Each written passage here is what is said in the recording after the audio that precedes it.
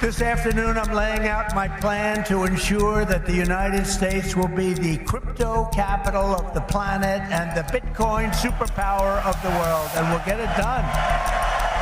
Australians are increasingly obsessed with crypto, and so it turns out is Donald Trump, which means the outcome of the upcoming US election could have a big impact on the investments of millions of Aussies. Our advice? Fasten your seatbelts. Hello, I'm Rebecca Jones and welcome to the Bloomberg Australia podcast. Today on the show, Australians are said to be among the world's biggest owners of cryptocurrency, and that means they need to be watching the US election very closely. Sunil Jagtiani is Bloomberg's cryptocurrency senior editor based in Sydney. Sunil, there's been a lot of talk about crypto in the course of the election campaign, and just this month we see Bitcoin pulling ahead of both stocks and gold. What is it about the election that's moving the needle? So over the course of the US election, we have seen both Trump and his rival for the election, Vice President Kamala Harris, warm up, if you like, to the crypto sector.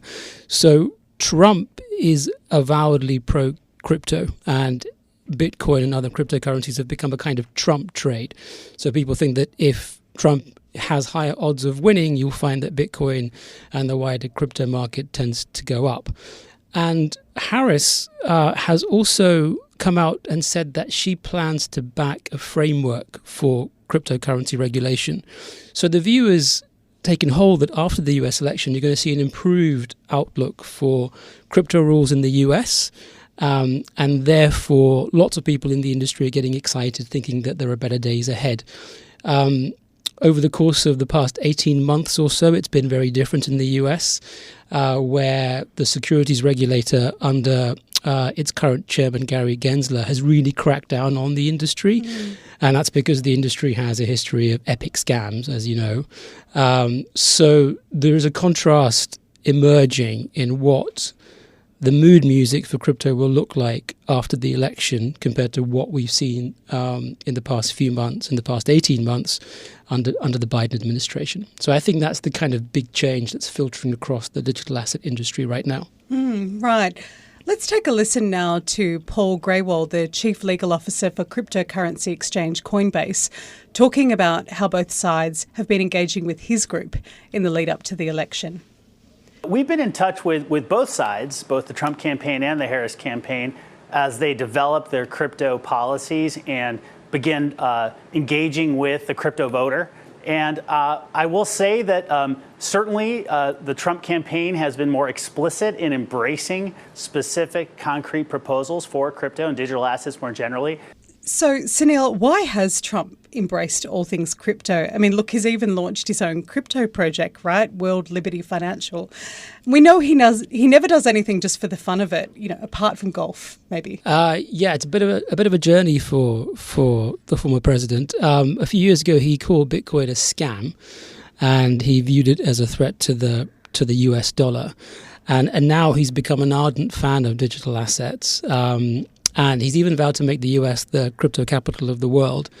And if you're trying to figure out why, well, one key reason is money. The crypto market's recovered in the past year, and digital asset companies are flush with cash, and they're using it, a lot of it, to influence the US election. So they're funding political action committees in the US, and they're trying to support crypto-friendly candidates and hoping that they will come to power in the election in November.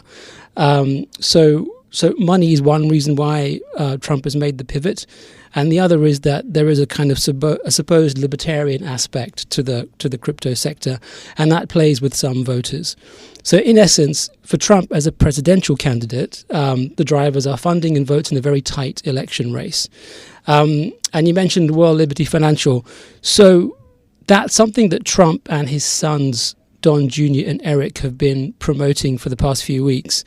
And if you remember, Trump famously or infamously, depending on your point of view, put out a book called The Art of the Deal. Yes. And I think How could I forget? You can think of World Liberty Financial as an example of the art of the deal. So the documents behind the project, they tell you that the Trumps don't own it, but they're going to get some compensation for it. So I think you can view that as somewhat like an opportunistic attempt to capitalize on the growing interest in the cryptocurrency sector in the US.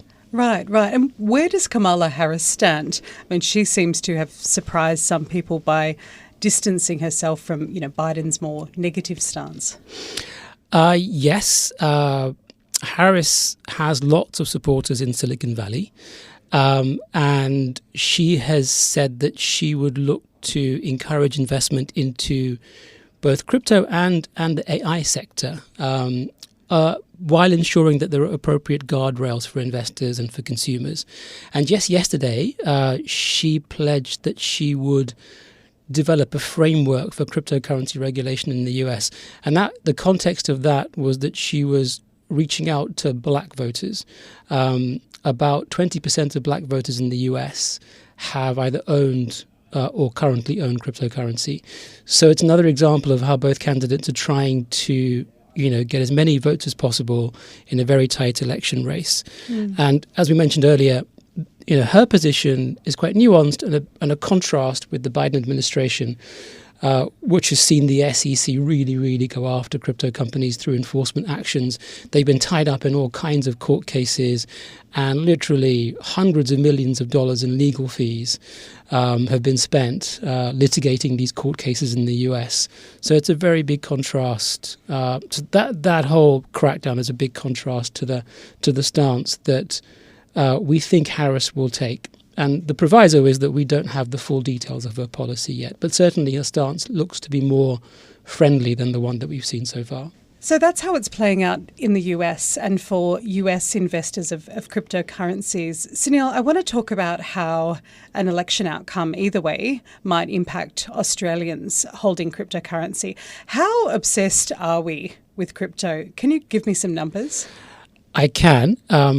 The one problem is that numbers are very hard to come by across the cryptocurrency sector. Why is that? Because it's not as regulated as the traditional markets, and therefore there's less of an impetus to deliver verified data. It's changing over time, and there are good sources of some kinds of information, but overall it's hard to quantify what's happening in the crypto sector. But when it comes to users in Australia, there are different estimates. One of them comes from Roy Morgan, which is a well-known research company, and they have estimated that 1 million Aussies have owned crypto. But the local exchanges in Australia, as you would expect, because that's their business, but they claim the numbers are much higher. One of them as high as 4 million people either now have owned or have owned crypto in the past.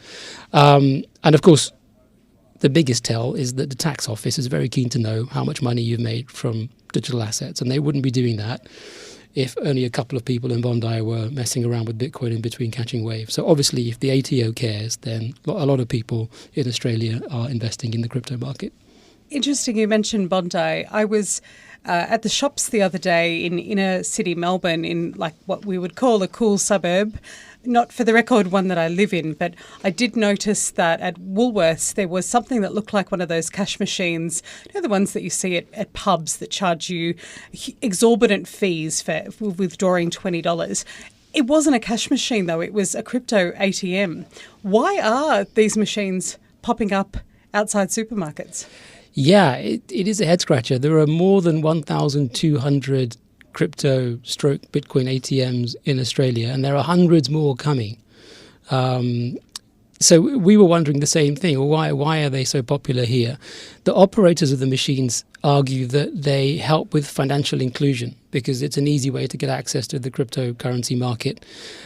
But they are also infamous for their use in money laundering. You basically rock up to the ATM with a bag of cash, put it in, you get crypto in return, and then you can basically put that crypto through all kinds of transactions and it becomes almost untraceable.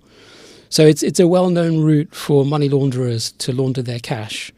So that's why many people think that actually the ultimate source of much of the demand for these kiosks stems from illicit sources. So they're very controversial, and many countries ban them.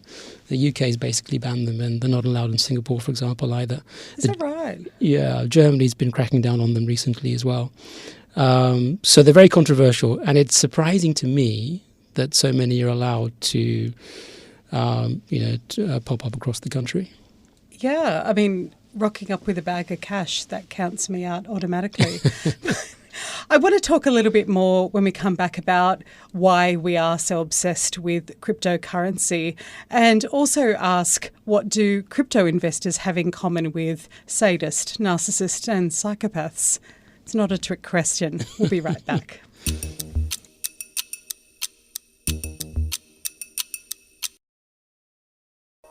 They were saying that if you're a crypto holder, then you probably have a higher chance of distributing these dark traits, one of them being psychopathy. There were also other findings related to more likely being male, and just the idea that you're willing to and like seeing volatility in your assets and things that you invest in. You're listening to the Bloomberg Australia podcast. I'm Rebecca Jones here with Sunil Jagtiani, and we just heard there from Bloomberg's Teresa Z talking about a new report that shows crypto tends to attract investors with dark personality traits. Sunil, do you own crypto? Just checking. No, I do not own cryptocurrency, and I am not allowed to own it either because I'm involved in covering it for Bloomberg News, which is a very good policy to have.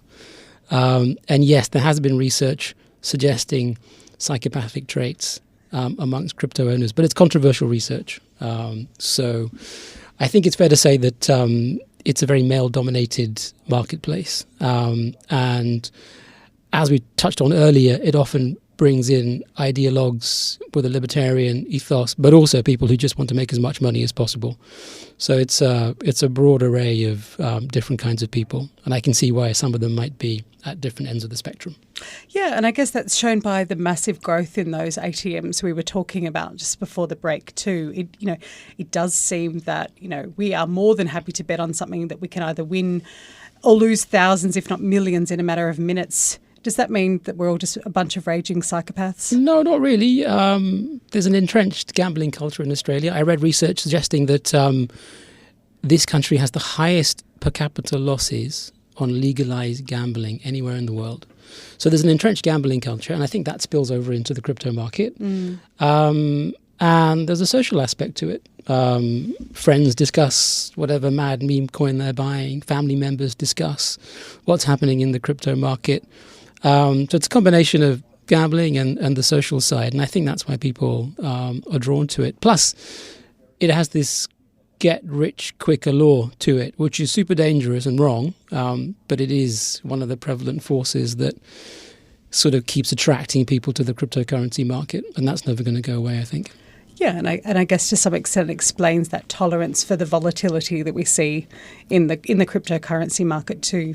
Sunil, okay, give it to me straight. What is going to happen to Australia's crypto investments if Trump wins? And the reverse. What's the scenario if Harris wins? Okay, I'll preface everything to come, first of all, with 4 words: I have no idea. And then I'll also say nothing that follows is investment advice of any kind. But, Trump is viewed as avowedly pro-crypto. So there is a sense amongst analysts that if we see the election odds moving in his favour in the next 3 weeks, and if he comes out victorious in the election, they do expect that Bitcoin has a better chance of rallying, both into the election and through it and afterwards. That's definitely, if you like, a conventional view amongst those who work in the crypto industry. For Harris, it's a bit more nuanced because she has come out and said that she's willing to encourage the growth of the industry, but she's also said that she wants to make sure people have adequate protection in place. So it's not so clear-cut that it's going to be a free-for-all, buy everything, it all goes up situation if Harris was to win the election. So it's hard to call that one. But certainly if you see Trump's odds rising, then expect lots of noise around Bitcoin and the crypto market. And beyond the US election, final question, is crypto here to stay forever? And if so, what should we be looking out for from Australia's regulators? Yeah, cryptocurrencies, digital assets are going to stick around for good or ill. In Australia, the exchanges are going to have to get licensed through ASIC based on the current proposals.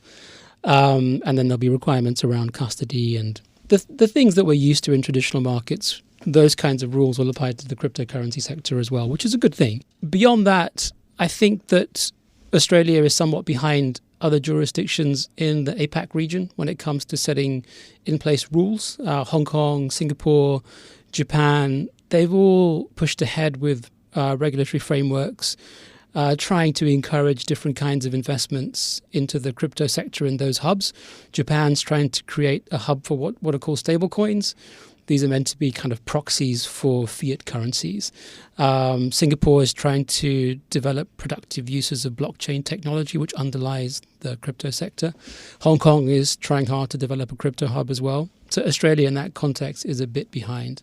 Overall, beyond the crypto market, the blockchain technology, the digital ledgers that are spread across computer networks, lots of people think they could be useful in making payments, some kinds of payments, quicker and cheaper.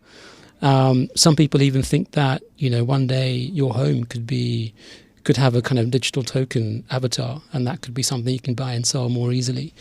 So that's the kind of future some people see. I think crypto in some form or other will be sticking around. Sunil, great to chat. Thank you. And thank you for listening to the Bloomberg Australia podcast. I'm Rebecca Jones. This episode was recorded on the lands of the Gadigal people of the Eora Nation. It was produced by Paul Allen and edited by Chris Burke and Ainsley Chandler. Don't forget to follow and review the show wherever you get your podcasts and sign up for Bloomberg's free daily newsletter, Australia Briefing. Go to bloomberg.com to subscribe.